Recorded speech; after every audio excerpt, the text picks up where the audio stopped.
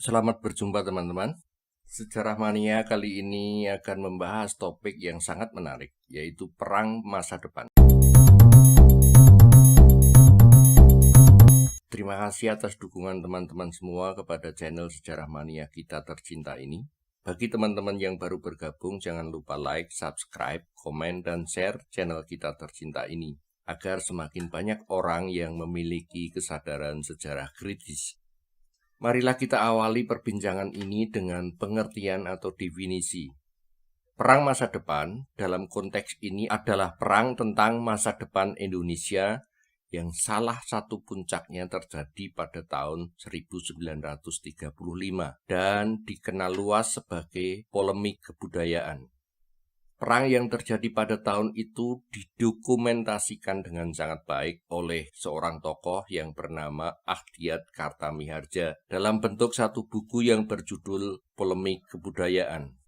Buku itu menggambarkan dengan jelas perang pemikiran tentang kebudayaan seperti apakah yang harus dikembangkan oleh masyarakat Indonesia ketika nanti merdeka. Perang tentang kebudayaan masa depan itu awalnya meletus dalam bentuk perdebatan yang terjadi pada saat diadakan Permusawaratan Perguruan Indonesia pada tanggal 8 Juni sampai 10 Juni 1935 di Surakarta. Dan perdebatan itu dilanjutkan dengan adu argumentasi di surat kabar. Dua kubu yang berperang adalah Sultan Takdir Ali Shahbana seorang diri yang menghendaki bangsa Indonesia menyerap jiwa kebudayaan Barat melawan kubu pembela kebudayaan daerah Indonesia yang digawangi oleh antara lain Ki Hajar Dewantara dan Dr. Sutomo. Menurut Sultan Takdir, kebudayaan Barat adalah kebudayaan yang progresif, yang terus-menerus mengalami kemajuan. Di pihak lain, kebudayaan Indonesia adalah kebudayaan yang statis. Akibatnya apa? Akibatnya kebudayaan Indonesia kalah dan terjajah oleh Barat. Dikatakannya bahwa bagi bangsa Indonesia, zaman modern adalah zaman kekalahan terus-menerus. Sejarah Mania kutipkan pernyataan Sultan Takdir Ali Shahbana. Dia mengatakan segala pahlawan kita, siapa sekalipun namanya, adalah pahlawan kalah terhadap pasukan Belanda yang jauh lebih kecil jumlahnya dan berjuang puluhan ribu mil dari tanah airnya.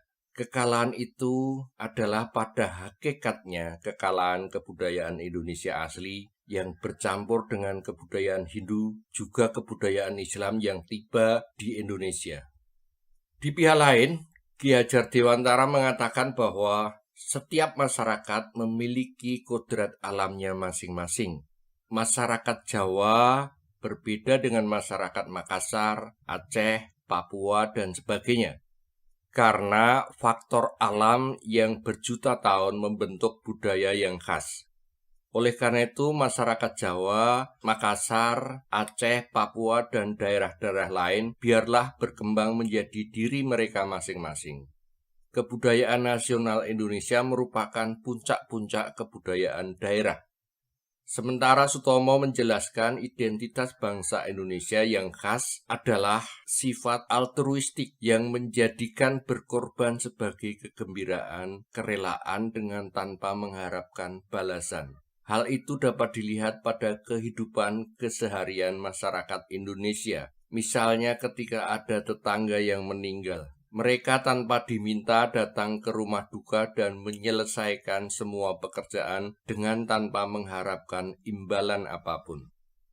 Hal semacam itu tidak ada di kebudayaan Barat. Dari sudut pandang ini tidak mungkin kebudayaan Indonesia gunting putus dengan menciptakan kebudayaan baru, apalagi menjadi berkebudayaan Barat. Perang masa depan atau polemik kebudayaan yang terjadi pada tahun 1935, akar permasalahannya sudah terjadi cukup lama. Salah satu tonggak penting meskipun mungkin bukan yang paling awal adalah berdirinya Komisi voor de Inlandschool en Volkslectuur atau Komisi Bacaan untuk Pendidikan Rakyat yang kemudian lebih dikenal sebagai Komisi Bacaan Rakyat. Lembaga itu didirikan melalui keputusan pemerintah kolonial Belanda nomor 12 tertanggal 14 September 1908. Tugas Komisi Bacaan Rakyat adalah untuk menyeleksi dengan ketat dan mengadakan buku-buku bacaan untuk siswa sekolah. Karena berdirinya Budi Utomo pada bulan Mei tahun yang sama dipandang sebagai akibat dari banyaknya informasi yang diserap oleh siswa melalui bacaan-bacaan liar. Dari sini mulailah muncul pembedaan antara pengetahuan resmi dan pengetahuan tidak resmi. Pengetahuan resmi adalah pengetahuan yang dianggap baik oleh penguasa dan diajarkan di sekolah-sekolah. Sebaliknya, pengetahuan tidak resmi adalah pengetahuan yang dianggap tidak baik oleh penguasa sehingga tidak dimasukkan dalam kurikulum sekolah. Pada tanggal 22 September 1917, komisi itu berubah nama menjadi Balai Pustaka. Apakah nama baru itu mengingatkan teman-teman pada satu angkatan sastrawan? Betul, ada kelompok sastrawan yang dalam sejarah sastra dinamakan sebagai Angkatan Balai Pustaka. Seperti Marah Rusli dengan karyanya yang terkenal yaitu Siti Nurbaya, yang terbit pertama kali tahun 1922. Merari Siregar dengan Asap dan Sengsara, dan Abdul Muiz dengan Salah Asuhan. Para sastrawan ini dibina oleh pemerintah kolonial Belanda untuk mengembangkan karya-karya dengan menggunakan bahasa Melayu bangsawan atau Melayu tinggi. Dan tentu saja pemikirannya pro terhadap kebudayaan Eropa, khususnya pro kebudayaan Belanda. Langkah membina sastrawan-sastrawan pendukung itu dianggap penting oleh pemerintah kolonial untuk melawan pemikiran-pemikiran oposisi yang disampaikan melalui karya-karya kaum Indo, etnis Tionghoa, dan aktivis pergerakan nasional yang ditulis dengan menggunakan bahasa Melayu rakyat atau yang kemudian dilabeli sebagai bahasa Melayu rendahan. Ada banyak karya-karya kaum oposan ini, diantaranya adalah Nyai Dasimah karya G. Francis, dan Student Hijau karya Mas Marco Kartodikromo. Sultan Takdir Ali Sabana bukanlah generasi Balai Pustaka, tetapi dia adalah angkatan pujangga baru yang secara ideologis juga pro kebudayaan Barat.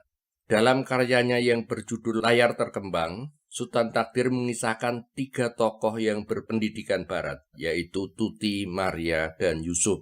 Sampai di sini pembahasan perang masa depan di Indonesia. Apakah perang sudah berakhir? Belum, masih jauh dari kata berakhir, bahkan semakin seru. Kita tahu bahwa dewasa ini perang masa depan melibatkan tidak hanya 2 kubu, antara Indonesia dengan Barat, tetapi menjadi 3 kubu, yaitu Indonesia, Barat, dan Arab.